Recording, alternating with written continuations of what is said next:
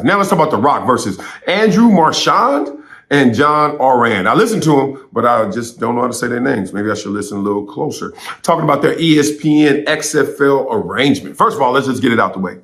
Y'all watch the XFL? Y'all know the difference between the XFL and USFL? Obviously between that and the NFL, but do y'all know the difference? Anybody?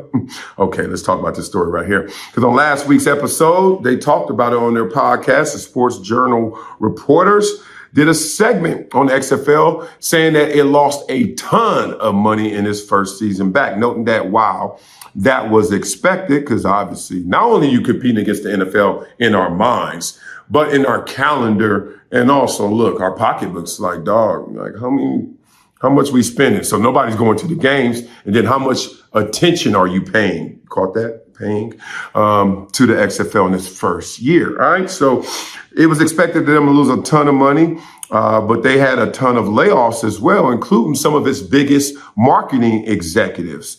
And that implied that the league did even worse than was reported and expected. Okay. So then Marchand added that the XFL is not getting any rights fee from ESPN, and they're just on the air, refuting what was reported in the Forbes piece, which said that the network pays the league $20 million per season. So that's the conversation right now. Y'all getting paid $20 million a year, even though y'all struggling. And no, y'all just on the air for free and y'all struggling. Okay. So y'all can see the beef right here. So the last piece of information was tweeted out by a journalist, James Larson, and then it got caught by The Rock. He said, not true.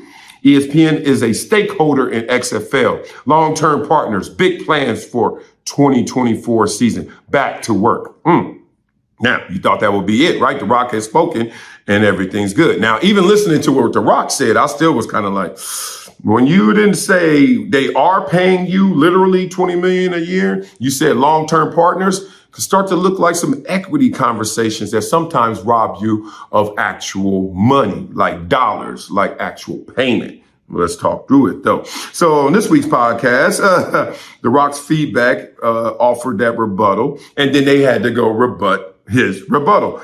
They're not, said Marchand, when asked if the XFL is indeed getting the rights fee from ESPN. There's no rights fee. That's the bottom line. Of course, there's a rights agreement. The games are on the air. There has to be an agreement. There's no rights fee.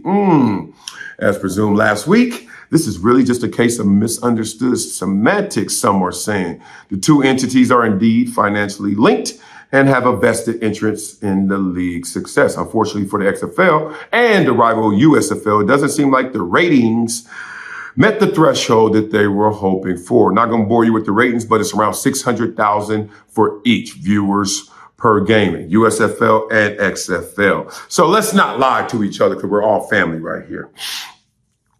I don't know the difference between the XFL and the USFL. And I say that with the most respect, utmost respect, as they like to say, right?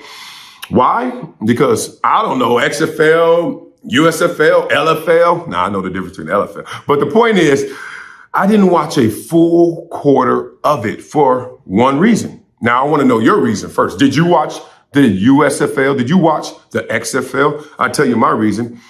It's because my brain is on recharge from the NFL season. Simple enough. I carve out so much of my existence. I'm a season ticket holder for the Chargers. So that's 9 home games plus 2 preseason, 11 weekends. I'm already dedicated. How many weekends you get in a year? 52?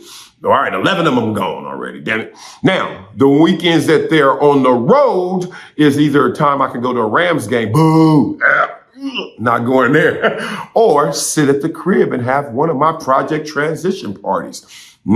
So far, we had them last year. Epic. People want to come. So, I mean, we outside chilling by the pool, playing pickleball, watching other teams play, including my Chargers on the road. So now that 17-week schedule has turned into 22 weeks, because I got to respect the Rams and respect that the Chargers on the road. 22 weeks. And we ain't even talking about the playoffs yet. We ain't talking about wifey looking at me like every Sunday, and Biscuit and I are like, yeah, mama, every Sunday. So I just think right now I have not carved out the time appropriate for their league to flourish in my household. It's great wallpaper. I put it on in the background, so I guess they're getting a view, but I ain't gonna lie. I ain't paying no attention. Or y'all paying some attention? Or y'all just putting it on? Or are y'all the other ones not even putting it on, paying zero to the XFL?